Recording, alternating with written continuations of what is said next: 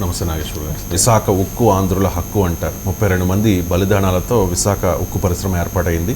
అలా బలిదానాలు చేసిన వాళ్ళు తెలంగాణ ప్రాంతానికి చెందిన వాళ్ళు కూడా ఉన్నారు. అదొక సెంటిమెంట్గా మారిన పరిస్థితుల్లో కేంద్ర ఉక్కు శాఖ మంత్రి కుమారస్వామి విశాఖలో పర్యటించారు. స్టీల్ ప్లాంట్ని సందర్శించిన నేపథ్యంలో ఈ విశాఖ ఉక్కు ప్రైవేటీకరణ అవుతుందా లేదా అనే సస్పెన్స్ మధ్య ఆయన ఒక క్లారిటీ ఇచ్చారు. సార్, విశాఖ ఉక్కును మూసివేస్తారని ఎవరు భయపడాల్సిన అవసరం లేదు, ప్రధానిని ఒప్పిస్తాము, ఆయన మార్గదర్శకంలో ప్లాంట్ పునరుజ్జీవానికి కృషి చేస్తాము అని చెప్పేసి స్టీల్ ప్లాంట్ సందర్శన తర్వాత మంత్రి కుమారస్వామి మాట్లాడారు. ఒకసారి బయట విన్నాం.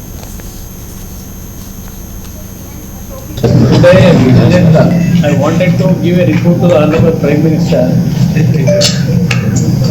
and to take his blessing to revive this RINL plant, because I can understand the feeling of the Visakhapatnam and surrounding citizens, the sentiment which they have in their mind. There is a possibility of reviving and give a new life to this RINL plant. Further, actually, today visited the plant personally with our MOS Vermaji also and our local MP Bharatji and our BJP leader Narasimha Vishnu Raju MLA and Srinivas Raju. Everybody visited, same director also. We all visited the plant. Right. Even today also. We can understand the sentiment and feelings of Andhra people అని చెప్తూ ఉన్నారు sir. అంటే ఇన్నాళ్ళు Visakha steel plant ప్రైవేటీకరణ విషయంలో కేంద్రం వెనక్కి తగ్గదు అని చెప్పి, అలాగే కిషన్ రెడ్డి కాస్త లేట్ అవ్వచ్చేమో కానీ ఖచ్చితంగా అయ్యి తీరుతుందని చెప్పిన నేపథ్యంలో కుమారస్వామి పర్యటన తర్వాత కేంద్రం వెనక్కి తగ్గిందని అనుకోవచ్చు. వెనక్కి తగ్గిన ఒక మంత్రి పర్యటనతో ఉంటుంది కదా. మీకు 27th January 2021 రోజు cabinet committee and economic affairs, ఇది హయ్యెస్ట్ పాలసీ మేకింగ్ బాడీ. మనకు కేంద్ర క్యాబినెట్లో కొన్ని నిర్ణయాలు తీసుకోవడానికి క్యాబినెట్ కమిటీస్ ఉంటాయి. Cabinet committee on security, cabinet committee on economic affairs, ఇవి క్యాబినెట్ ఫైనల్ నిర్ణయాలు. ఇప్పుడు ఒక మంత్రి కుమారస్వామి వచ్చి విశాఖపట్నంలో ఏం చెప్పాడు, నేను ప్రధానమంత్రికి తీసుకెళ్తాను, ప్రధానమంత్రి చూపెడతాను, ఇంతే చెప్పాడు తప్ప ఆయన ఏమి cabinet committee of economic affairs తీసుకున్న నిర్ణయాన్ని మేము పునః సమీక్షిస్తామని అనలే కదా. So it's a very simple political statement. నిజంగానే ఆయన రావడాన్ని ఆహ్వానించాలి, ఆయన కన్సర్న్ చూపడాన్ని ఆహ్వానించాలి, ఆయన ప్రైవేటీకరించమని హామీ ఇవ్వడాన్ని ఆహ్వానించాలి. కానీ ఫండమెంటల్గా మనకు అర్థం కావాల్సింది, government policies are not decided by minister statements. దానికి ఒక స్ట్రక్చర్ ఉంటుంది. ఇప్పుడు ఇదే కుమారస్వామి కన్నా ముందు గనుల శాఖ మంత్రి కిషన్ రెడ్డి మీరు అన్నట్లు ప్రైవేటీకరిస్తామని అనలేదు, అది రాంగ్. అది ఆయన అన్నది ఏంటంటే ప్రస్తుతానికైతే ప్రైవేటీకరణ లేదు అన్నాడు. ప్రస్తుతానికి తప్పనిసరిగా ప్రైవేటీకరిస్తామని అనలేదు. అనని మాటలు మనం చెప్పకూడదు. ప్రస్తుతానికి ప్రైవేటీకరించడం లేదు అన్నాడు. అంటే దాని మీనింగ్ ఏంటి మరి అంటే ఇప్పటికి టెంపరీగా హోల్డ్ చేశారు తప్ప ఫ్యూచర్ థ్రెట్ ఆఫ్ ప్రైవేటైజేషన్ అనేది పోలేదు అని దాని మీనింగ్. తర్వాత నిర్మలా సీతారామన్ కేంద్ర ఆర్థిక మంత్రి పార్లమెంట్లో చేసిన వ్యాఖ్య ఏంటంటే, లాభ నష్టాలతో సంబంధం లేకుండా విశాఖ స్టీల్ ప్లాంట్ను మేము ప్రైవేటీకరిస్తాం. ఇది నిర్మలా సీతారామన్ పార్లమెంట్లో చేసిన ప్రకటన. తర్వాత క్యాబినెట్, అన్నిటికన్నా ముఖ్యమైనది cabinet committee of economic affairs 27 January 2021 నాడు ఒక తీర్మానం చేసింది. Rashtriya Ispat Nigam limited, Visakha steel plant యొక్క అఫీషియల్ పేరు. సో ఈ RINLలో కేంద్ర ప్రభుత్వానికి ఉన్న వాటా 100% వాటాల్ని స్ట్రాటజిక్ డిస్ఇన్వెస్ట్మెంట్ చేస్తాం. అంటే వ్యూహాత్మక భాగస్వామి అంటే అర్థం ఏంటి? స్ట్రాటజిక్ డిస్ఇన్వెస్ట్మెంట్ అంటే ఓ మిట్టల్ లాంటోడో, అదాని లాంటోళ్ళు, టాటా లాంటోళ్ళని తీసుకొచ్చి వాళ్ళకి ఈ ప్లాంట్ అప్పచెప్తామని మీనింగ్. దాని బ్యూటిఫుల్ నేమ్ అది, స్ట్రాటజిక్ డిస్ఇన్వెస్ట్మెంట్ అంటారు. సో అంటే ఒక ప్రైవేట్ భాగస్వామి తీసుకుపోయి అప్పచెప్తామని. సో ఇది cabinet committee on economic affairs తీర్మానం ఉండగా కుమారస్వామి స్టేట్మెంట్కి వాల్యూ ఉంటుందా?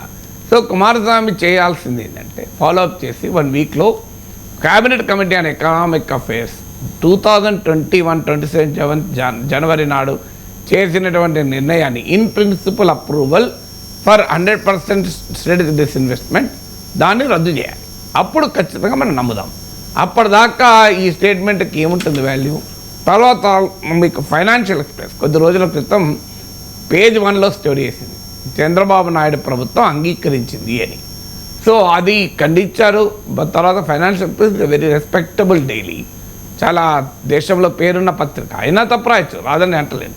అందువల్ల ముఖ్యమంత్రి చంద్రబాబు నాయుడు కూడా చొరవ తీసుకొని, మోడీ కలిసి పవన్ కళ్యాణ్ ఉప ముఖ్యమంత్రి చొరవ తీసుకొని ఈ 27 జనవరి 2021 రోజు cabinet committee on economic affairs చేసిన తీర్మానం in principle approval for 100% strategic disinvestment of Rashtriya Ispat Nigam లిమిటెడ్ను వెనక్కి తీసుకోవాలి. అప్పటిదాకా మనం ఏ ప్రకటనైనా వెల్కమ్ ఇట్, కానీ అది సానుకూల ప్రకటననే తప్ప ఫైనల్ నిర్ణయంగా మనం భావించలేము.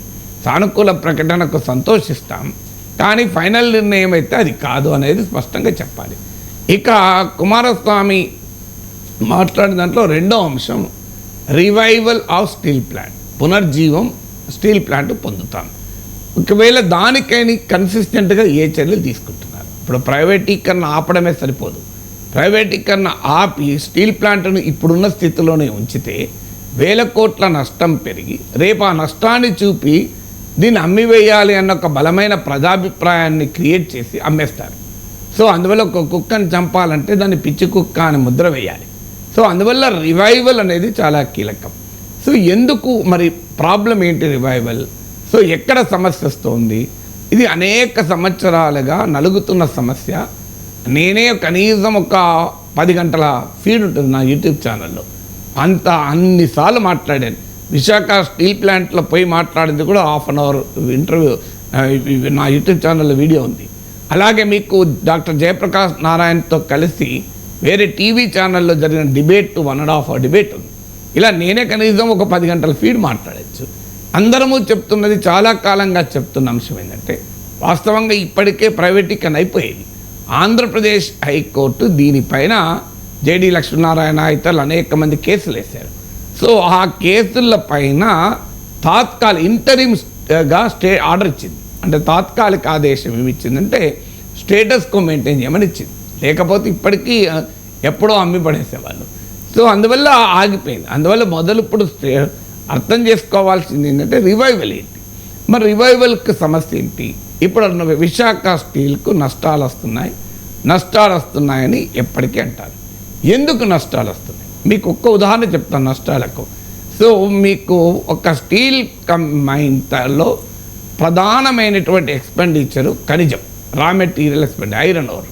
సో ఐరన్ ఓర్ అనేది మీకు అన్ని పబ్లిక్ సెక్టార్ స్టీల్ ప్లాంట్లకు, ప్రైవేట్ సెక్టార్ స్టీల్ ప్లాంట్లకు అన్నిటికీ కూడా మీకు క్యాప్టివ్ ఐరన్ ఓర్ మైన్స్ ఉంటాయి. క్యాప్టివ్ ఐరన్ ఓర్ మైన్స్ అంటే వాళ్ళ సొంత గనులు ఉంటాయి. కానీ విశాఖ స్టీల్ ప్లాంట్కు మాత్రం సొంత గనులు లేవు. దీనివల్ల ఏం జరుగుతుంది అంటే రా మెటీరియల్కు ఐరన్ ఓర్ బహిరంగ మార్కెట్లో కొనుక్కోవాలి అంటే 4 to 6 times ఎక్కువ ఖరీదు అవుతుంది.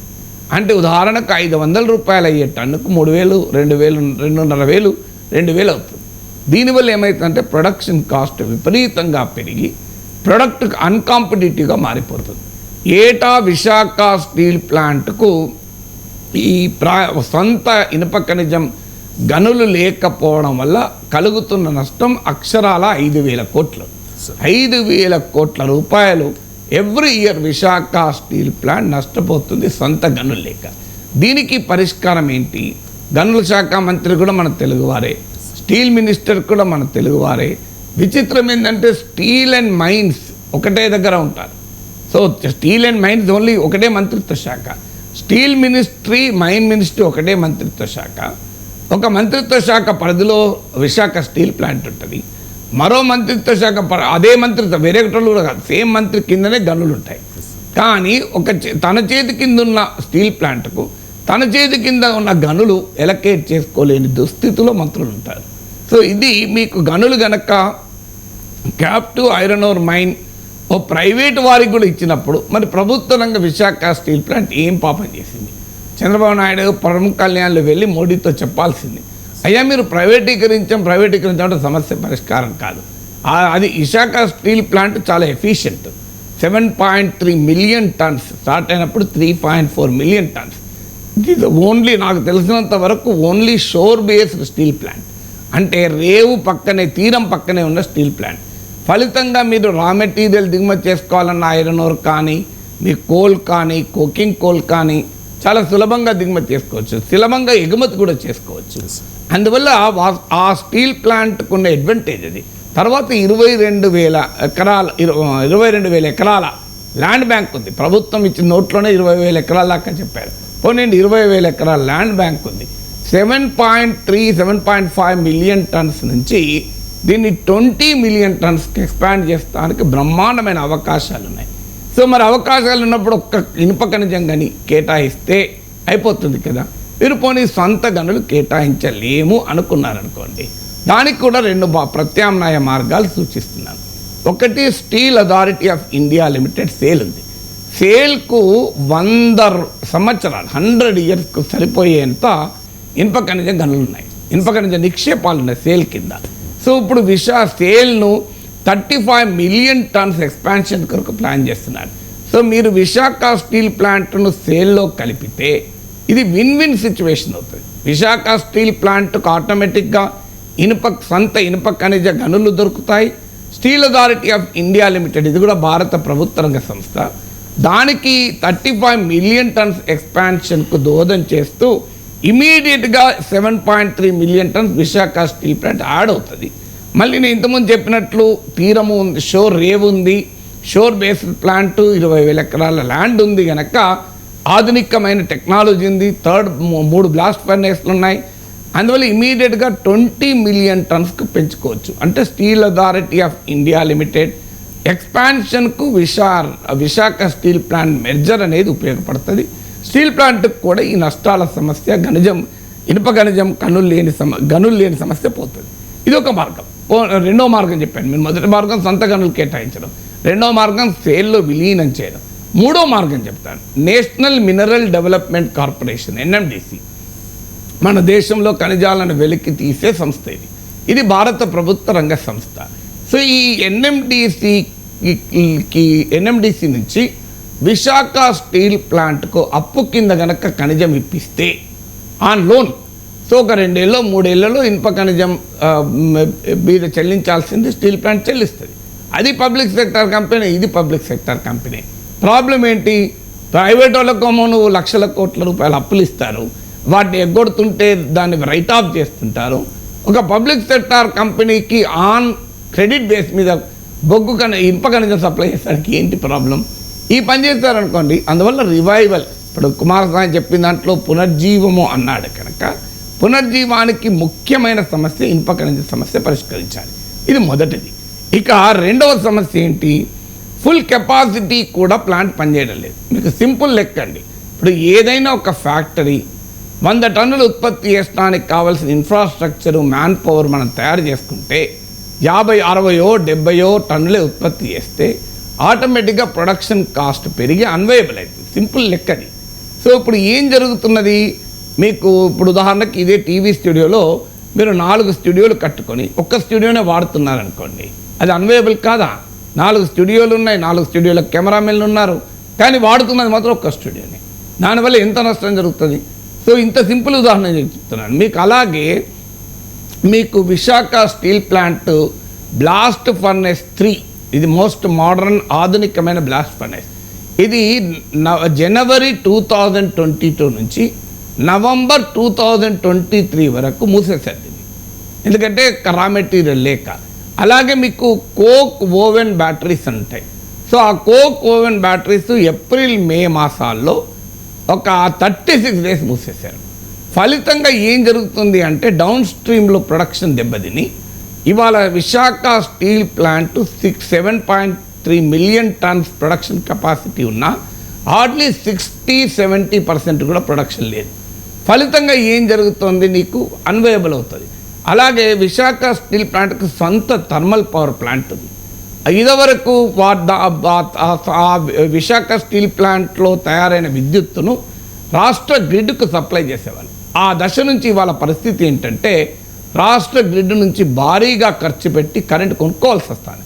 కారణం ఏంటి అంటే ఆ స్టీల్ ప్లాంట్కు అనుబంధంగా ఉన్న థర్మల్ పవర్ ప్లాంట్లో బొగ్గు తయారు చేయాలంటే, ఎందుకంటే స్టీల్ ప్లాంట్కు అనేక రకాల పవర్ ఉత్పత్తి ఉంది. సోలార్ పవర్ ఉంది, మీకు జపనీస్ టెక్నాలజీతో ఈ వేస్ట్ గ్యాసెస్ నుంచి కూడా పవర్ తయారు చేసే కెపాసిటీ ఉంది. అందులో థర్మల్ పవర్ ప్లాంటే ప్రధానమైంది. ఈ thermal power plant coal supply లేకపోవడం వల్ల థర్మల్ పవర్ ప్లాంట్ తనకున్న సామర్థ్యానికి తగినట్టుగా కరెంట్ ఉత్పత్తి చేయక స్టీల్ ప్లాంట్ ఒకప్పుడు స్టేట్ గ్రిడ్కి సప్లై చేసేది కాస్త ఇప్పుడు బయట నుంచి కొనుక్కుంటుంది. దానివల్ల భారీగా భారం అవుతుంది. మరి బొగ్గు ఎందుకు లేదు అంటే ఎంత దారుణం అంటే, బొగ్గు గనుల నుంచి బొగ్గు సప్లై ఉండదు. ఒకవేళ సప్లై ఉన్నా రైల్వే రేకులు ఉండవు, రైల్వే వ్యాగన్స్ ఉండవు. ఇది వాళ్ళ పరిస్థితి. కానీ విశాఖ రైల్వే జోన్ కనుక చేస్తే రైల్వే వ్యాగన్లు అందుబాటులో ఉంటాయి. ఇవాళ కోల్ మైన్స్ నుంచి నీకు బొగ్గు కనుక కేటాయిస్తే, సో నిరంతరాయంగా బొగ్గు సప్లై చేస్తే నీకు స్టీల్ ప్లాంట్ బ్రహ్మాండంగా నడుస్తుంది. ఎందుకు ఉండదు? ఇంపోర్టెడ్ కోలోమో సప్లై నిరంతరాయంగా జరుగుతుంది, కానీ సొంత దేశీయ కోలోమో జరగదు. సో అందువల్ల ఇవాళ బ్లాస్ట్ ఫర్నేస్, కోక్ ఓవెన్ బ్యాటరీలు ఇలా టోటల్ కెపాసిటీ యూటిలైజేషన్ కనుక జరగగలిగితే ప్లాంట్ ఆటోమేటిక్గా తన నిర్ణీతమైన కెపాసిటీలు ప్రొడక్షన్ చేయడమే కాకుండా ఎక్స్పాన్షన్ కూడా స్కోప్ ఉంటుంది. ఇక థర్డ్ పాయింట్, మరి ఎందుకు చేయడం లేదు ఇది అంటే డబ్బులు లేవు అంటారు. మేనేజ్మెంట్ని అడిగితే బొగ్గు కొనడానికి డబ్బులు లేవు, రా మెటీరియల్ కొనడానికి డబ్బులు లేవు. రా మెటీరియల్ కొనటానికి డబ్బులు లేక స్టీల్ ప్లాంట్ కెపాసిటీ యూటిలైజేషన్ జరగని దుస్థితి. ఇలా మీరు ఒక హోటల్ పెట్టుకుంటారు, ఆ హోటల్లో కస్టమర్లు వస్తుంటారు, కానీ మాస్టర్ దోశలేడు. ఎందుకు ఏడంటే పిండి మినపప్పు రుబ్బడానికి మినపప్పు లేదండి అంటాడు. మీకు పిండి లేక హోటల్లో కనుక రా మెటీరియల్ పిండే కదా, ఇడ్లీ దోశ వడ ఏది చేయాలన్నా పిండి కావాలి కదా. సో ఆ రుబ్బిన పిండి లేదు సార్, ఎందుకంటే మినపప్పు లేదు, బియ్యం లేదు, అందువల్ల మేము పిండి నానవేయలేదు, పులవలేదు, దోశ లేదంటే ఆ హోటల్ ఎందుకండి పెట్టుకోండు. సో ఇప్పుడు స్టీల్ ప్లాంట్ పరిస్థితి, డబ్బులు లేవంటారు. హోటల్ ఏమో నా డబ్బులు మినపప్పు కొనడానికి అంటే మరి హోటల్ ఎందుకు నడుపుకోవాలి?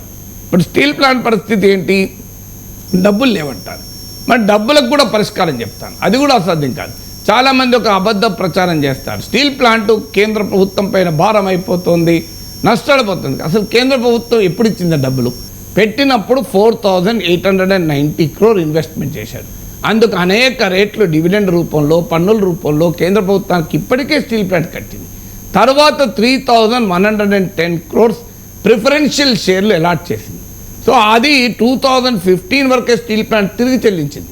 సో ఇప్పుడు Visakha steel plant raw material కూడా కొనుక్కోలేని దుస్థితి నుంచి బయటపడాలంటే కేంద్ర ప్రభుత్వం కనుక మరోసారి ఒక 3,110 కోట్లు అంటే గతంలో కేటాయించి స్టీల్ ప్లాంట్ తిరిగి చెల్లించిన మొత్తాన్ని కనుక మళ్ళీ ఇస్తే మళ్ళీ విశాఖ స్టీల్ ప్లాంట్ మళ్ళీ కట్టుకుంటుంది. ఏమి ఇబ్బంది లేదు, ఏది ఫ్రీగా ఇవ్వమని అడగడం లేదు. స్టీల్ ప్లాంట్కి ఏది ఉచితంగా ఇవ్వమని అడగడానికి స్టీల్ ప్లాంట్ ఏమో అదానికి కాదు కదా, ఫేవర్ చేయమని అడగడానికి. స్టీల్ ప్లాంట్ ఫేవర్ చేయమని అడగడం లేదు అదానికి చేసినట్టుగా. స్టీల్ ప్లాంట్ అడుగుతున్నది ఏంటంటే, అయ్యా మాకు అసిస్ట్ చేయండి, మేము రీపే చేస్తామంటున్నారు. సో ఇవాళ steel plant is ready to repay. మీరు ఆ 3,110 crore కనుక ప్రిఫరెన్షియల్ షేర్లు అలాట్ చేస్తే స్టీల్ ప్లాంట్ తిరిగి ఆ డబ్బు మళ్ళీ కట్టుకుంటారు. అదొక పద్ధతి. రెండవ పద్ధతి చెప్తాను మీకు, క్యాపిటల్ రీస్ట్రక్చరింగ్ అంటారు దీన్ని. రెండో పద్ధతి ఏంటంటే ఫైనాన్స్ మినిస్ట్రీ ద్వారా లెటర్ ఆఫ్ కంఫర్ట్, అంటే లెటర్ ఆఫ్ కంఫర్ట్ కనుక ఇప్పిస్తే మీకు స్టీల్ ప్లాంట్ బ్యాంకుల నుంచి కానీ ఇతర ఫైనాన్షియల్ ఇన్స్టిట్యూషన్స్ నుంచి కానీ ఫండ్స్ లోన్లను రైజ్ చేసుకోగలుగుతుంది. లేదు మీరు బాండ్లు లోన్ల రూపంలో ఇవ్వండి. మీ steel plant long term bonds, ఇప్పుడు మీకు అమరావతి కొరకు చంద్రబాబు నాయుడు ముఖ్యమంత్రిగా ఉన్నప్పుడు బాండ్స్ రైజ్ చేయలేదా? మరి విశాఖ స్టీల్ ప్లాంట్ కూడా బాండ్ రైజ్ చేయండి. ఓ 10 ఏళ్ళు 20 ఏళ్ళ పీరియడ్తో వడ్డీతో సహా స్టీల్ ప్లాంట్ చెల్లించుకుంటుంది. ఎందుకంటే స్టీల్ అనేది సైక్లిక్ మార్కెట్. ప్రపంచ మార్కెట్లో స్టీల్ ధరలు ఒకసారి గణనీయంగా పెరుగుతాయి, ఓసారి పడిపోతాయి. ఈ సైక్లిక్ మార్కెట్లో బాగా పెరిగినప్పుడు బాగా లాభాలు కూడా వస్తాయి. అందువల్ల విశాఖ స్టీల్ ప్లాంట్ అనేక సార్లు బ్రహ్మాండమైన లాభాలు సంపాదించిన సందర్భాలు ఉన్నాయి. సో అందువల్ల స్టీల్ ప్లాంట్కి మీరు కనుక 20-year బాండ్, అంటే బాండ్ ప్రభుత్వ సావరెన్ గ్యారంటీతో బాండ్ అంటే కొంటారు. ఉదాహరణకు స్టీల్ ప్లాంట్ మేనేజ్మెంటు మీకు ఒక 20-year bond with a interest rate of 7%, 8%, 9% అన్నారనుకోండి, మీరు నేను కొనం. కానీ భారత ప్రభుత్వం సావరెన్ గ్యారంటీ ఇస్తే మనకు ధైర్యంగా కొంటాం. ఎందుకు కొంటామంటే స్టీల్ ప్లాంట్ కట్టకపోతే గవర్నమెంట్ ఆఫ్ ఇండియా కడుతుంది కదా అని. ఇప్పుడు ఎల్ఐసి పాలసీలకు సావరెన్ గ్యారంటీ ఉంటుంది, కానీ ఎల్ఐసి చరిత్రలో ఒక్కరోజు కూడా సావరెన్ గ్యారంటీ వాడలే. కానీ అది ఉండడం వల్ల ఏమవుతుందంటే పాలసీలు కట్టేవారు ధైర్యం, ఓహో ఎల్ఐసి రేపు కట్టలేకపోతే భారత ప్రభుత్వం కడుతుంది. అందువల్ల భారత ప్రభుత్వ రంగ సంస్థ కనుక మీరు ఒక సావరెన్ గ్యారంటీ ఇచ్చి బాండ్లు రిలీజ్ చేయండి. మీకు ఆటోమేటిక్గా మీరు ఒక్క పైసా ఇవ్వకండి, just on paper sovereign guarantee ఇచ్చేస్తే విశాఖ స్టీల్ ప్లాంట్ మార్కెట్లో బాండ్స్ రైజ్ చేసుకొని ఆ డబ్బులతో క్యాపిటల్ రీస్ట్రక్చర్ చేసి రా మెటీరియల్ కొనుక్కుంటే ఇలా బ్లాస్ట్ ఫర్నేస్ మూతేసుకొని కూర్చోవాల్సిన అవసరం లేదు, కోక్ ఓవెన్ బ్యాటరీ మూతేసుకొని కూర్చోవాల్సిన అవసరం లేదు కదా. ఈ పని చేయండి. ఈ పని చేయకపోగా ఏం చేస్తుంది ఇప్పుడు విశాఖ స్టీల్ ప్లాంట్? ఆశ్చర్యం వేస్తుంది మీకు. స్టీల్ ప్లాంట్ ఇవాళ 25 ఎకరాల భూమిని అమ్మకానికి పెట్టారు. విశాఖపట్నం నడిబొడ్డునున్న హౌస్ సైట్స్ను, అలాగే మీకు హైదరాబాదులో ఉన్న మార్కెట్ యార్డ్ను, చెన్నైలో ఉన్న మార్కెట్ యార్డ్ని ఇవాళ అమ్మకానికి పెడుతుంది భూమిని. అసలు ఎవడన్నా ఇప్పుడు ఒక కూరగాయల మార్కెట్ నడుపుకుంటాను, కూరగాయల మా షాప్ నడిపేటోడికి కూరగాయలు కొనడానికి డబ్బులు లేవని చెప్పి షాప్ అమ్ముకుంటున్నాడు ఎవడన్నా. సో కామన్ సెన్స్ చెప్తుంది కదా. నీకు ఇప్పుడు హోటల్ యజమాని నీకు మినపప్పు కొనడానికి డబ్బులు లేవని చెప్పి హోటల్లో సగభాగం స్పేస్ అమ్ముకుంటున్నాడు ఎవడన్నా. ఇప్పుడు స్టీల్ ప్లాంట్ పరిస్థితి అట్లుంది, మార్కెట్ యార్డ్లు అమ్ముకుంటున్నాడు.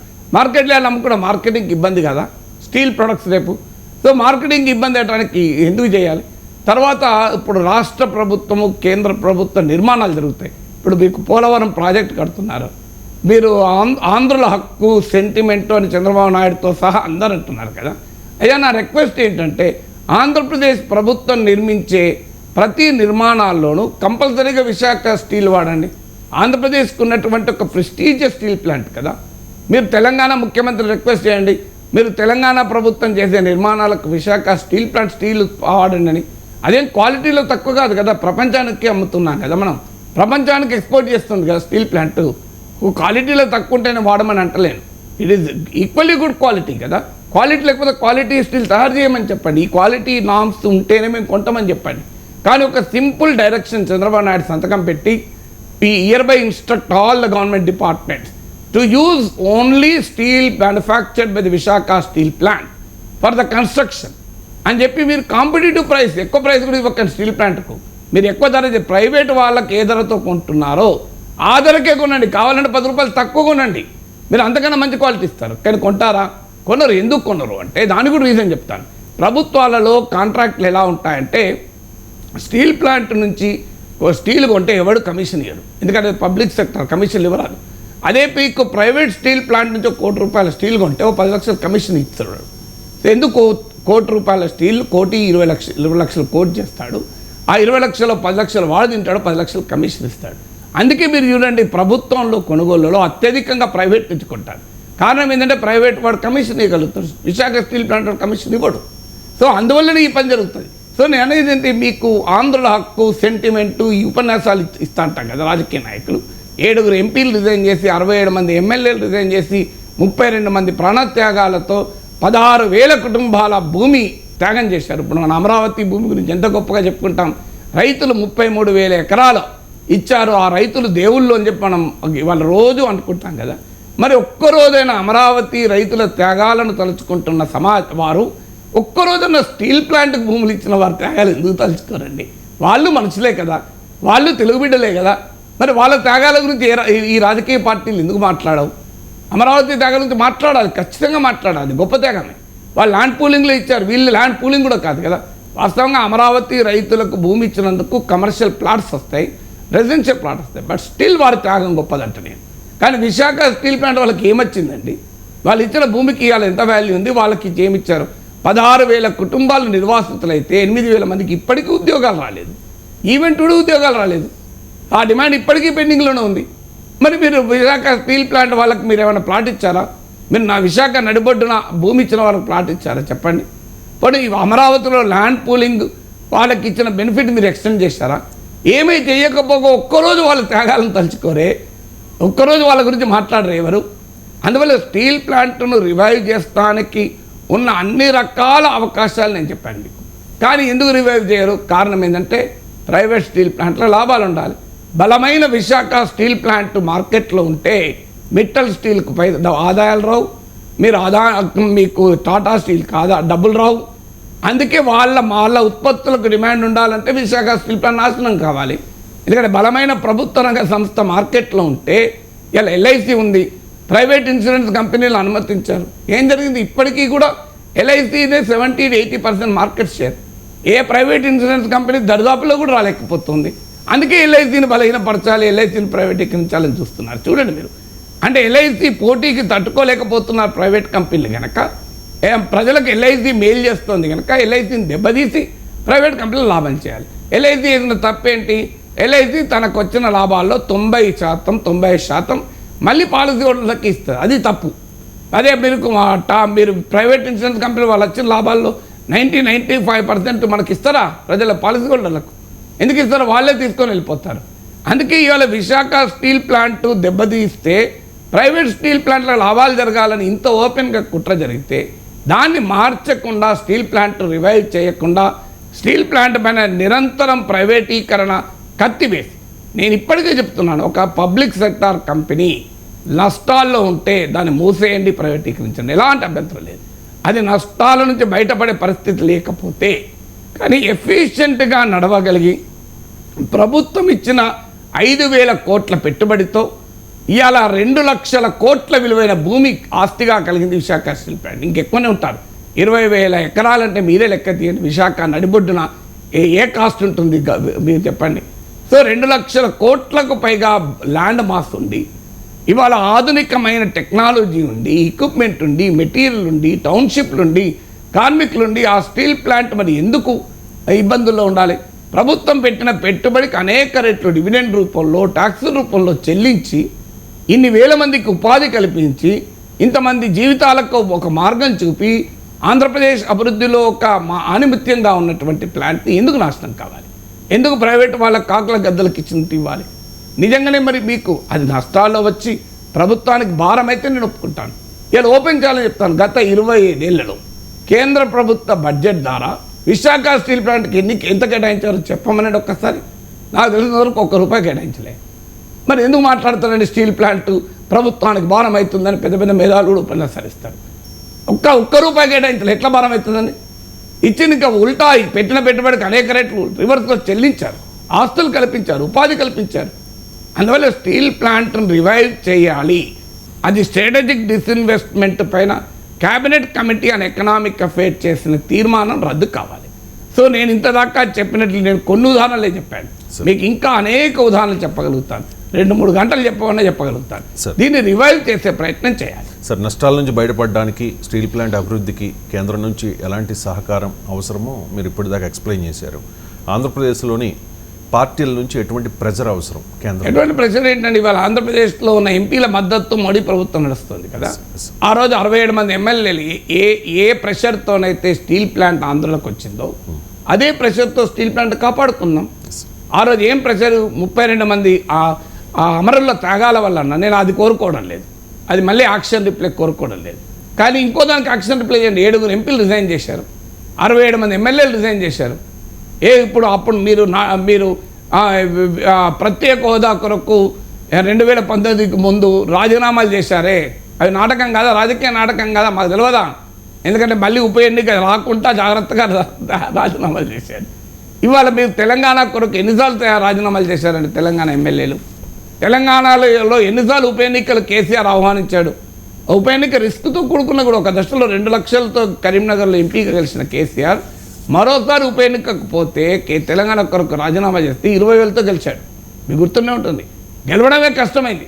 మరి ఇన్నిసార్లు కొంతమంది ఓడిపోయారు కూడా రాజీనామా చేశాక. మరి అన్నిసార్లు రిపీటెడ్గా రాజీనామా చేశారు. మీరు ఒక్కసారి రాజీనామా చేయండి.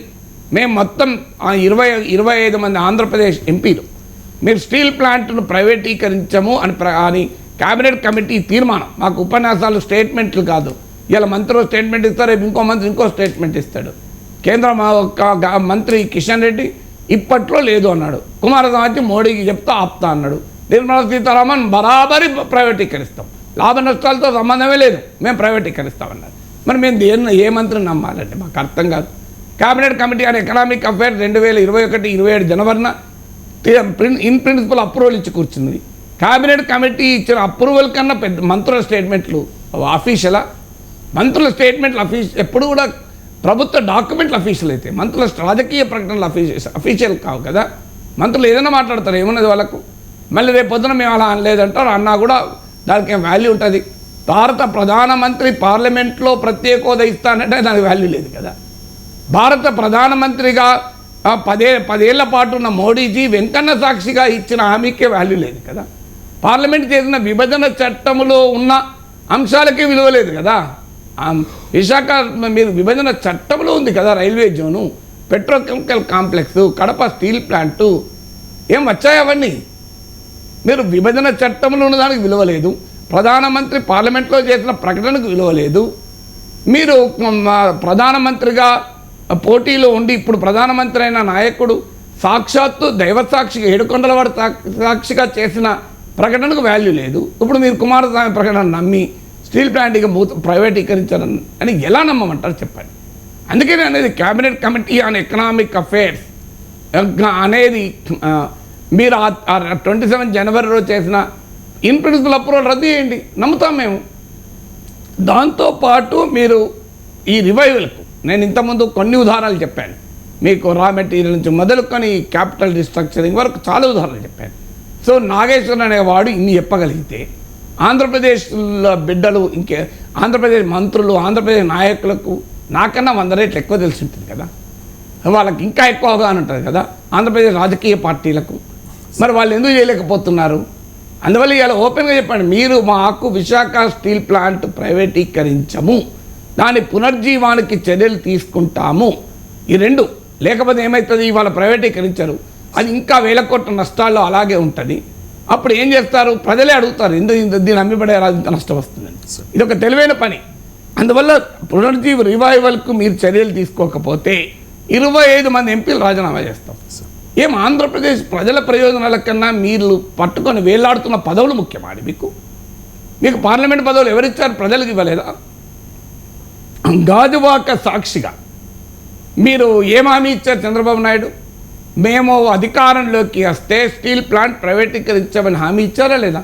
మీరు గాజువాకలో గెలిపించండి, విశాఖలో గెలిపించండి అంటే ప్రజలు నమ్మి భరత్ను గెలిపించారు, పల్లా శ్రీనివాసన్ గెలిపించారు కదా. తెలుగుదేశం పార్టీ రాష్ట్ర అధ్యక్షుడు కదా విశాఖ స్టీల్ ప్లాంట్ ఉన్న ఎమ్మెల్యే, అవునా కదా? నాకు దొరుకుతున్నంత వరకు గాజువాక ఎమ్మెల్యే పల్లా శ్రీనివాసన్. మరి రాష్ట్ర తెలుగుదేశం రాష్ట్ర అధ్యక్షులు కదా. అండ్ ఇంకొకటి సార్ 95,235 హైయెస్ట్ మెజార్టీ ఆంధ్రప్రదేశ్ రాష్ట్రంలో ఎవరికీ రాని మెజార్టీ ఇచ్చారు. ఎవరిచ్చారు? విశాఖ. అదొక్కటే కాదు, పక్కనున్న అనకాపల్లిని గెలిపించారు, పెందుర్తిని గెలిపించారు. ఇవన్నీ కూడా స్టీల్ ప్లాంట్ కార్మికుల ఓట్లే కదా. సో నేను అనేది అంటే మిమ్మల్ని ఏమీ విమర్శించడం లేదు, మిమ్మల్ని చేతులు జోడించి కోరుతున్నాం ఆంధ్రప్రదేశ్లో ఉన్న ప్రజల కోసం మీరు రాజకీయ ఒత్తిడి చేయండి అని. మీరేం మోడీ పైన తిరుగుబాటు చేయండి, మద్దతు ఉపసంహరించుకోండి, ఎన్డీఏ నుంచి బయటకు రండి అని అట్లాంటి డిమాండ్ నేను ఎప్పుడు పెట్టను. ఎందుకంటే మీరు మద్దతు ఉపసంహరించుకున్న మాకేం వస్తాయండి? మీరు ఆ గవర్నమెంట్లో ఉంటేనే కదా మేము ప్రజలు సాధించేది. అందువల్ల టీడీపీ జనసేన మీరు గవర్నమెంట్లో ఎన్డీఏలో ఉండమని కోరుతాను, నేను బయటకు రమ్మని కోరను. మీరు ఎన్డీఏలో ఉండండి. బీజేపీ కూడా తెలుగు బిడ్డలే కదా. ఏం గుజరాత్కు అన్యాయం జరిగితే మోడీ ఊరుకుంటాడా? అమిత్ షా ఊరుకుంటాడా? మరి గుజరాత్కి అన్యాయం జరిగితే మోడీ ఊరుకోడు, అమిత్ షా ఊరుకోడు. తెలుగు వారికి అన్యాయం జరిగితే మన తెలుగు ఎంపీలు ఎందుకు ఊరుకోవాలి? నాకు అర్థం కాదు. అంత భయం ఎందుకు మనకు? నిలదీయకండి, రిక్వెస్ట్ చేయండి. అయ్యా ఇది మా రాష్ట్ర అభివృద్ధికి కీలకం, మా రాష్ట్ర సెంటిమెంట్ కూడా కాదు, అభివృద్ధికి కీలకం. కేంద్ర ప్రభుత్వానికి ఎలాంటి నష్టము లేదు. ఇప్పుడు నేను చెప్పిన దాంట్లో కేంద్ర ప్రభుత్వానికి భారం ఏంటండి? ఇప్పుడు నేను ఇంతసేపు మాట్లాడినా కదా, ఎక్కడైనా కేంద్ర బడ్జెట్లో 10,000 కోట్లు తేరగా ఇవ్వమని అడిగానా? ఆ బ్రిడ్జులు రోజుకో బ్రిడ్జ్ కోల్పోతున్న బీహార్ ముఖ్యమంత్రి 30,000 కోట్లు అడుగుతున్నాడు నితీష్ కుమార్. 2 వారాల్లో 10 బ్రిడ్జులు కూలిపోయినాయి. మేము స్టీల్ ప్లాంట్కి అది కూడా అడుగుతలేము, ఫ్రీగా డబ్బులు ఇవ్వని అడుగుతలేము, కేంద్ర బడ్జెట్లో ఎలకేషన్ అడుగుతలేను. మీరు గమనించండి, నేను ఇంత దాకా మాట్లాడిన దాంట్లో ఒక్క నయా పైసా కేంద్ర ప్రభుత్వం విశాఖ స్టీల్ ప్లాంట్ నష్టాల్లో ఉంది, మీ డబ్బులు ఇవ్వండి అన్నా. ఎందుకు ఇవ్వాలి డబ్బులు? ప్రభుత్వం డబ్బులైనా ఇంపార్టెంటే కదా, ప్రజల డబ్బులే కదా. మీరు విధానపరమైన నిర్ణయాలు తీసుకోవడం ద్వారా ఒక ప్రైవేటు స్టీల్ ప్లాంట్కి ఇచ్చిన ఇనుప ఖనిజం ప్రభుత్వంలో స్టీల్ ప్లాంట్కి ఇవ్వమన్నాను. ఇలా తప్పేంటి చెప్పండి? 5,000 సిగ్గుపడాలి తెలుగు ఎంపీలు, ఆంధ్రప్రదేశ్ ఎంపీలు. అయ్యా మనకు ప్రైవేట్ స్టీల్ ప్లాంట్లకు ఇనుప ఖనిజం ఉంది, మన విశాఖ స్టీల్ ప్లాంట్కి ఇనుప ఖనిజం ఎందుకు లేదు అని సిగ్గుపడాలి కదా ఎంపీలు ఎమ్మెల్యేలు. ఇది ఒక్కటి ఇప్పించుకోలేరా అండి? విశాఖ స్టీల్ ప్లాంట్ 5,000 కోట్లు నష్టం కదా. మీరు ప్రైవేట్ వాళ్ళకి ఇచ్చినప్పుడు పబ్లిక్ సెక్టర్ కంపెనీకి ఎందుకు ఇవ్వరు? దీనికి ఆన్సర్ చెప్పమనండి. ఒకవేళ దీనికి కనుక సాటిస్ఫాక్టరీగా ఆంధ్రప్రదేశ్కి చెందిన ఏ ఎంపీ అయినా ఏ ఎమ్మెల్యే అయినా ఏ రాజకీయ ఆన్సర్ చెప్తే నేను జీవితంలో మళ్ళీ టీవీ కెమెరాల ముందుకు రాను. నేను ఏమడుగుతున్నాను, అయ్యా మీరు ప్రైవేటు వారికి ఇనుప ఖనిజం ప్లాంట్ ఇనుప ఖనిజం గనులు ప్రభుత్వ రంగ స్టీల్ ప్లాంట్కి ఎందుకు ఇవ్వరు? దీనివల్ల 5,000 కోట్లు నష్టపోతుంది ఎవ్రీ ఇయర్. స్టీల్ ప్లాంట్ నష్టాలు 5,000 కోట్ల కన్నా ఎక్కువ లేవు. మీరు ఒక్క ఐరన్ ఓర్ మైన్ ప్రైవేట్ వారికి ఇచ్చింది, నేనే ఫేవర్ అడుగుతలేను కదా, ప్రైవేట్ వారికి ఇచ్చింది విశాఖ స్టీల్ ప్లాంట్కి ఇవ్వండి, ఒక్క నయా పైసా నష్టం లేకుండా స్టీల్ ప్లాంట్ నడుస్తుంది. ఈ కమిట్మెంట్ ఎందుకు చెప్పరు? మీ వ్యాపారాలు మీ కాంట్రాక్ట్లేనా, మీ రాజకీయాలేనా, మీ పదవులేనా? ఏం ఓపెన్గా చెప్పండి. అయ్యా మేము 25 మంది ఎంపీలు ఉన్నాం, మా మద్దతుని ఇలా 293 మోడీ ప్రభుత్వానికి, -25 268, మెజారిటీ రావాలంటే 272. ఇంతకన్నా ఇప్పటిదాకా ఏమన్నా జగన్మోహన్ రెడ్డి అయినా చంద్రబాబు నాయుడు మనకి ఏం చెప్పారు? మన మద్దతుతో వాళ్ళు ఆధారపడి లేరు కదా, మనం చెప్తుంటారా అన్నారు. ఎస్ కరెక్ట్, ఇవాళ విన్నారు కదా, ఇవాళ అవకాశం ఉంది కదా. ఇలా అవకాశం ఏంటి? జగన్మోహన్ రెడ్డి చంద్రబాబు నాయుడు తిరుగుతాడు, చంద్రబాబు నాయుడు జగన్మోహన్ రెడ్డి తిరుగుతాడు. మీరు గమనించండి, ఇద్దరు వీళ్ళు తిట్టుకుంటే తప్ప ఒక్కరన్నా అయ్యా మోడీ గారు కదా ఇవ్వాల్సిందన్న అన్న ఆలోచన ఉండాలి కదా. జగన్మోహన్ రెడ్డి ప్రభుత్వం ఏం చేస్తోంది అని చంద్రబాబు నాయుడు ప్రతిపక్ష నేతగా ఉన్నాడు. నిన్న సాక్షిలో పెద్ద ప్రోగ్రాం, చంద్రబాబు నాయుడు ప్రభుత్వం ఏం చేస్తుంది అని. ఆ రోజు చంద్రబాబు నాయుడు మోడీని అడగలే, ఈరోజు జగన్మోహన్ రెడ్డి మోడీని అడగడు. చేయాల్సింది మోడీ, చేస్తున్నది మోడీ. వీళ్ళు అడుక్కుంటారు, ఓ తెలుగువాడు కొట్టుకుంటారు. విచిత్రం ఏంటంటే వీళ్ళ రాజకీయాల కొరకు వీళ్ళు కొట్టుకుంటే మనం చూస్తుండాలి, కానీ వీళ్ళిద్దరు కలిసిపోయి మోడీని అడగాలి కదా. విచిత్రంగా ఉంటుంది. ఇవ్వాల్సింది మోడీ కదా. ఇనుపకనిజ జగన్మోహన్ రెడ్డి ఇస్తారా, చంద్రబాబు నాయుడు ఇస్తారా? మీరు క్యాపిటల్ రీస్ట్రక్చరింగ్ జగన్మోహన్ రెడ్డి చేస్తారా, చంద్రబాబు నాయుడు చేస్తారా? అయ్యా అలా స్ట్రాటజిక్ డిస్ఇన్వెస్ట్మెంట్ చేస్తున్నది ఎవరు? ఇక మన మీడియా. విశాఖ స్టీల్ ప్లాంట్లో రేవంత్ రెడ్డి వాటా అడుగుతున్నాడు. ఇక వీళ్ళ విజ్ఞానానికైతే అసలు చేతులెత్తి ముక్కాలి. విశాఖ స్టీల్ ప్లాంట్లో ఆంధ్రప్రదేశ్ ప్రభుత్వం వాటా లేదు, తెలంగాణ ప్రభుత్వం ఎట్లా వాటా అడుగుతుందండి? నాకు అర్థం కాని లాజిక్. అసలు ఏంటిది? ఇంతకన్నా అన్యాయం జరుగుతుంటే ఆంధ్రప్రదేశ్కు చూస్తూ ఊరుకోవాలా? తెలుగువాడిగా మా రక్తం ఉప్పం కదా, కడుపు మండదా? దీనికి ఆన్సర్ చెప్పమండి. మేమేమంటున్నామండి, స్టీల్ ప్లాంట్ను మీరు ఏమీ ఆదుకోకండి, స్టీల్ ప్లాంట్ను అన్యాయం చేయకండి అంటున్నాం. ఆదుకోకండి, ఏం ఆదుకోవాల్సిన అవసరం లేదు. స్టీల్ ప్లాంట్ తనంతర తాను నడవగలుగుతుంది. మీ విధానాల ద్వారా దానికి అన్యాయం చేయకండి అంటున్నాం. Right sir. ఇక గతంలో పవన్ కళ్యాణ్ విశాఖ స్టీల్ ప్లాంట్ ప్రైవేటీకరణ ఉద్యమానికి సపోర్ట్ చేశారు సార్. మేము పోరాడుతామన్నారు. జగన్మోహన్ రెడ్డికి అల్టిమేటం కూడా జారీ చేశారు. మీరు పోరాడండి, మీ వెనకాల మేము ఉంటాము, మాకు నెంబర్ లేదు కాబట్టి మేము పోరాడలేకపోతున్నాం, మీకు 22 మంది ఎంపీలు ఉన్నారు కదా అని చెప్పేసి. సో ఇప్పుడు ఆయన డిప్యూటీ సీఎం, 2 ఎంపీలు ఉన్నారు, 21 మంది ఎమ్మెల్యేలు ఉన్నారు. ఏం చేయగలుగుతారు జనసేన? పవన్ కళ్యాణ్ ఒక్కరే కాదు, ఇంట్రెస్టింగ్ అంటే పవన్ కళ్యాణ్ పోరాటంలో భాగమయ్యారు. చంద్రబాబు నాయుడు స్టీల్ ప్లాంట్ ఆంధ్రప్రదేశ్ ప్రజల సెంటిమెంట్, దీన్ని ప్రైవేటీకరించకూడదు. ఇక్కడున్న రాష్ట్ర ప్రభుత్వం ఏం చేస్తోంది, ముఖ్యమంత్రి ఏం చేస్తున్నాడంట, మీరు యూట్యూబ్లో కొట్టండి బయటలు వస్తాయి. మీరు చంద్రబాబు నాయుడు చెప్పింది. జగన్మోహన్ రెడ్డి ఇవాళ ఏమంటున్నాడు, ఆయన ముఖ్యమంత్రిగా ఉన్నప్పుడేమో చేసింది ఏమీ లేదు, ఇవాళ ఆయన ప్రతిపక్షంలో ఉంటే చంద్రబాబు నాయుడు విమర్శిస్తున్నాడు. చంద్రబాబు నాయుడు ప్రతిపక్షంలో ఉన్నప్పుడు జగన్మోహన్ రెడ్డి విమర్శించాడు, ఇప్పుడు ఆయన ముఖ్యమంత్రి, మరి చేయాలి కదా, చేద్దారో ఆశిద్దాం. ఇప్పుడు ఇవాళ వచ్చాడు కనుక మన ఆయన మీద విమర్శ చేయడం లేదు చంద్రబాబు నాయుడు పైన. కానీ సమస్య ఏంటంటే వీళ్ళు విమర్శించుకుంటున్నారు. కానీ ఆ రోజు చంద్రబాబు నాయుడు, పవన్ కళ్యాణ్ కానీ, ఈరోజు జగన్మోహన్ రెడ్డి కానీ, ఈ స్టీల్ ప్లాంట్ భవిష్యత్తు నరేంద్ర మోడీ చేతిలో ఉంది, అడగాల్సింది ఆయనను అని అడుగుతున్నారు. కానీ ఇవ్వాల్సిన అతను అడగకుండా వీళ్ళు తిట్టుకుంటున్నారు. ఎందుకంటే వీళ్ళ రాజకీయం అది. అంటే ఇక్కడ వీళ్ళు ఒకరి మీద ఒకరు పొలిటికల్ స్కోర్స్ తప్ప అడగాల్సిన వ్యక్తులు అడగరు. మీరు రాష్ట్ర ప్రభుత్వం పోరాడతలేదు, అందుకే స్టీల్ ప్లాంట్ ప్రైవేటీకరిస్తున్నారు. నిజమే, ఇప్పుడు అందుకే సాక్షి వాళ్ళు అడుగుతున్నారు చంద్రబాబు నాయుడు పోరాడతలేదు అని. విచిత్రం ఏంటంటే ఆ చంద్రబాబు నాయుడు పోరాటం కాదు, జగన్మోహన్ రెడ్డి పోరాటం కాదు కదా, అది మోడీ ఆరాటం కదా. ప్రైవేటీకరిస్తారు పార్లమెంట్లో నిర్మలా సీతారామన్ గారు చెప్పింది. ఏం ప్రైవేటీకరిస్తామని ఆంధ్రప్రదేశ్ అసెంబ్లీలో బుగ్గన రాజేంద్రనాథ్ రెడ్డి జగన్ ఫైనాన్స్ మినిస్టర్ చెప్పిండా, కేశవ్ చెప్పిండా, చంద్రబాబు నాయుడు ఫైనాన్స్ మినిస్టర్. ప్రైవేటీకరిస్తామని చెప్తున్నది ఎవరు? మోడీ ఆర్థిక మంత్రి చెప్తున్నారు కదా. మరి అడగాల్సింది ఎక్కడ? ఇప్పుడు నిజంగానే కేశవ్ అన్నాడు అనుకోండి అసెంబ్లీలో, డెఫినెట్గా మనం చంద్రబాబు నాయుడు తప్పు పడదాం. లేదు అంతకుముందు బుగ్గన అన్నాడు అనుకోండి, జగన్మోహన్ తప్పు పడదాం. కానీ వీళ్ళు కాదు కదా అంటున్నది నిర్మలా సీతారామన్ కదా. మరి ఎక్కడ పవర్ ఉందో అర్థమవుతుంది కదా. అందువల్ల తక్షణం 25 మంది ఆంధ్రప్రదేశ్ ఎంపీల పైన వాళ్ళు ఎలాగూ రాజీనామాలు చేయరు. నేను ఛాలెంజ్ చేస్తా, పదవులు వదిలేకునే ప్రసక్తే లేదు రాజకీయ నాయకులు. కానీ మీరు ప్రజలుగా మనం డిమాండ్ చేద్దాం. వాళ్ళ పదవులు పోవడం మనకు ఇష్టమేం లేదు. వాళ్ళు కాకపోతే మళ్ళీ ఇంకోరు ఎలక్ట్ అవుతారు.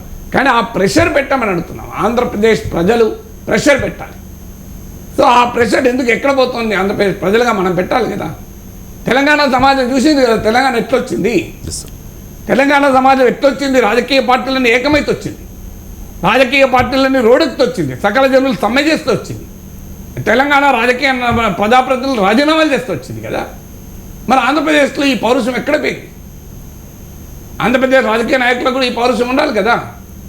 అల్లూరి సీతారామరాజు పోరాడిన గడ్డ అది, మామూలు గడ్డ కాదు కదా. అలాంటి ఒక పోరాటాల గడ్డ కదా. పెదనందిపాడు పన్నుల సహాయ నిరాకరణ ఉద్యమం జరిగిన గడ్డ కదా. చీరాల పేరాల ఉద్యమం జరిగిన గడ్డ కదా. తెన్నేటి విశ్వనాథం, గౌతు లచ్చన్న లాంటి మహనీయులు పుట్టిన గడ్డ కదా. ఘంటసాల సుశీల్ లాంటి గాన కోకిళ్ళు పాడిన గడ్డ కదా. మా శ్రీ గురజాడ లాంటి మహనీయులు, గిడుగు లాంటి మహాపురుషులు పుట్టిన గడ్డ కదా. అలాంటి ఉత్తరాంధ్ర గడ్డపైన ఉన్న ప్లాంట్ కదా ఇది, మామూలు కాదు కదా. మరి ఎందుకు మన చరిత్ర, మన సంస్కృతి మనం ఇన్స్పైర్ చేయాలి కదా. Right sir. 22 మంది ఎంపీలు ఉన్నారు, కానీ మోదీకి పూర్తి మెజారిటీ ఉంది కాబట్టి మా అవసరం కేంద్రంలో లేదు కాబట్టి మేము అడగలేకపోతూ ఉన్నాము అని చెప్పి గతంలో జగన్మోహన్ రెడ్డి ప్రత్యేక హోదా విషయంలో, విశాఖ స్టీల్ ప్లాంట్ ప్రైవేటీకరణ విషయంలో చెప్పుకొచ్చారు సార్, సమర్థించుకుంటూ వచ్చారు. అండ్ వైసీపీ నాయకులు ఏం చెప్తూ ఉన్నారంటే ఇప్పుడు చంద్రబాబు నాయుడు గవర్నమెంట్ ఆపలేకపోయింది, జగన్మోహన్ రెడ్డి 2019 నుంచి 24 మధ్య కాలంలో ఆయన ప్రైవేటీకరణ కాకుండా ఆపేరు అని చెప్పేసి చెప్తున్న పరిస్థితి. ఇలా చెప్తారు, టీడీపీలో చెప్తారు వాజ్పేయి టైంలో చంద్రబాబు నాయుడిని ఆపారంటారు. మీ ఇద్దరు ఆపారు sir, thank you very much. ఇప్పుడు ఆపండి. మేము చంద్రబాబు నాయుడు వాజ్పేయి టైంలో ఆపాడు, జగన్మోహన్ రెడ్డి కూడా 5 ఏళ్ళుగా ఆపాడు. మీరు ఇవాళ ఇప్పుడు ఆపండి ఇద్దరు కలిసి. మీరు బదులు పోనీయండి. టీడీపీ ఎంపీలు రాజీనామా చేస్తలేరు కదా, వైసీపీ ఎంపీలు రాజీనామా చేయమని నలుగురిని. వైసీపీ ఎంపీలు 11 మంది ఎమ్మెల్యేలు రాజీనామా చేయమని స్టీల్ ప్లాంట్కు టీడీపీ మీద ఒత్తిడి పెరుగుతుంది కదా. మరి ఇంత లాజిక్ చెప్తున్న వాళ్ళు ఒక్కసారి తెలంగాణలో టీఆర్ఎస్కి ఎంతమంది ఎంపీలు ఉంటాయండి? ఇద్దరు కదా. కేసీఆర్, విజయశాంతి ఇద్దరే కదా. మరి ఇద్దరు ఎంపీలు ఉన్న వాళ్ళు ఎలా సాధించినప్పుడు? లేదా యూపీఏకు బలం, యూపీఏ ప్రభుత్వానికి మెజారిటీ ఉంది కదా, బీఆర్ఎస్ పైన ఆధారపడి లేరు కదా. ఈ లాజిక్ ఆంధ్రప్రదేశ్ రాజకీయ నాయకుల లాజిక్ ప్రకారం అయితే మరి తెలంగాణలో ఇద్దరే ఎంపీలు ఉండి ఈ ఇద్దరు ఎంపీల పైన కేంద్ర ప్రభుత్వం ఆధారపడి లేకపోయినా సాధించదు కదా తెలంగాణ రాష్ట్రాన్ని. ఎలా సాధించరు? మన మీ పక్క పొరుగు రాష్ట్రంలో అనుభవం కదా ఇది. అప్పుడు ఇలాంటిదే సమైక్యవాదం కొరకు మేమేం ఇచ్చేస్తున్నా అని ప్రజలు నమ్మించారు. ప్రత్యేక హోదా కనీసం విభజన చట్టంలో పెట్టండి అయ్యా, చట్టంలో పెడితే ఎవడు దీన్ని ఆపలేరని నాలంటాడు గంటల తరబడి టీవీలో మొత్తుకున్నాను. ఒక్క రాజకీయ నాయకుడైనా, ఒక్క రాజకీయ పార్టీ అయినా విభజన చట్టాన్ని సవరణ చేసి ప్రత్యేక హోదా చట్టంలో పెట్టించారా? చంద్రబాబు నాయుడు పెట్టించలేదు, జగన్మోహన్ రెడ్డి పెట్టించలేదు, ఎవరు పెట్టించలేదు కదా. విభజన చట్టంలో కనుక చేర్పించుంటే ఇవాళ ప్రభుత్వం వెనక్కిపోయే అవకాశం ఉంటుందా? చట్టం కదా అది. ఆ రోజుల్లో మీరు నా టీవీ ప్రోగ్రాం చూడండి, ప్రతి ప్రోగ్రాంలో చెప్పాను ప్రధానమంత్రి హామీకి అంత ఈజీగా అమలు కాదు, విభజన చట్టంలో చేర్పించండి, రాజకీయ నాయకులకు విజ్ఞప్తి చేస్తున్నాను అన్నాను. ఒక్కరన్నా పట్టించుకున్నారా? మా దగ్గర బ్రహ్మాస్త్రాలు ఉన్నాయి, మేము ఆంధ్రప్రదేశ్ అసెంబ్లీకి వస్తే తీర్మానాన్ని ఆప్తాం కానీ చెప్పలేదా? రాష్ట్రం ముమ్మాటికి సమైక్యంగానే ఉంటుంది. ఇవన్నీ ఉపన్యాసాలు ఇచ్చారు కదా. ఏమైంది? రాష్ట్రం విడిపోలేదా? ఇద్దరు ఎంపీలు ఉన్న వాళ్ళు ఎలా సాధించారండి తెలంగాణను? ఇద్దరు ఎంపీలు కదా. మీకు 175 ఎమ్మెల్యేలు ఆంధ్రప్రదేశ్లో ఉంటే 119 ఎమ్మెల్యేలు కదా తెలంగాణలో ఉంది. 17 మంది ఎంపీలు తెలంగాణలో ఉంటే 25 మంది ఎంపీలు ఆంధ్రలో ఉన్నారు కదా. మరి ఎందుకు రాష్ట్రం విడిపోయింది? ఇంతగా మీకన్నా తక్కువ సంఖ్యలో ఉన్న ఎమ్మెల్యేలు, తక్కువ సంఖ్యలో ఉన్న ఎంపీలు రాష్ట్రాన్ని తెచ్చుకోగలిగారు కదా. ఇది ఛాలెంజ్ కదా ఆంధ్రప్రదేశ్ రాజకీయ నాయకులకు. నేను చెప్పేది ఫ్యాక్చువల్గా ఎందుకంటే ఇప్పుడు ట్రోల్స్ ఎగురుతారు, ఎగరనియండి, ఏం ప్రాబ్లం లేదు. స్టీల్ ప్లాంట్ పరిరక్షణ కోసం ట్రోల్స్ ఎంత ట్రోలింగ్ చేసినా నేను భరిస్తాను. ఎందుకంటే నేను ఇప్పటికీ ఒక 6 సార్లు 7 సార్లు స్టీల్ ప్లాంట్కి వెళ్ళి వారి కార్మికుల పోరాటాల్లో ప్రత్యక్షంగా భాగస్వామై టౌన్షిప్లో అనేక సార్లు ఉపన్యాసాలు ఇచ్చాను లాస్ట్ 20 ఏళ్ళలో. నాకు అందువల్ల స్టీల్ ప్లాంట్ కార్మికుని గుండె తట్టి అడగండి నాగేశ్వర్ పట్ల అభిమానాన్ని చూపెడతాను. ఎందుకంటే I was part of the movement. అందుకని నాకు ఎక్కువ ఉంది మాట్లాడటానికి. మళ్ళీ నేను మాట్లాడుతున్న దాంట్లో ఏమైనా అన్యాయం ఉందా? నేను ఏం చేయబట్టున్నా ప్రభుత్వాన్ని ఒక నయా పైసా మీరు భారం కావద్దంటున్నా. మీ విధానాలు మార్చుకోండి అని చెప్తున్నా. ఆంధ్రప్రదేశ్ ఎంపీలు, ఎమ్మెల్యేలు, మంత్రులు, ప్రతిపక్ష నేతలకు విజ్ఞప్తి చేస్తున్నా, అయ్యా మీ రాజకీయ ప్రయోజనాల కొరకు, పదవుల కొరకు ప్రజల ప్రయోజనాలు తాకట్టు పెట్టకండి. ప్రజల కన్నా పదవులు గొప్ప కాదు. గాంధీ మహాత్ముడు ఎంపీ కావడం వల్ల మనకు గుర్తులేడు. అల్లూరు సీతారామరాజు ఎమ్మెల్యే కావడం వల్ల మనకు గుర్తున్నాడా? భగత్ సింగ్ ఎంపీ మంత్రి కావడం వల్ల మనకు గుర్తున్నాడా? ఇలా మనం వాళ్ళని ఎందుకు గుర్తుపెట్టుకున్నామండి? పొట్టి శ్రీరాములు ఏ మంత్రి అయినా గుర్తుపెట్టుకున్నాం మనం. వాళ్ళు ఏ మంత్రులు కాలే కదా, ఎమ్మెల్యేలు కాలే కదా, ఎంపీలు కాలేదు కదా. చరిత్ర వాళ్ళనే గుర్తుపెట్టుకున్నది కదా.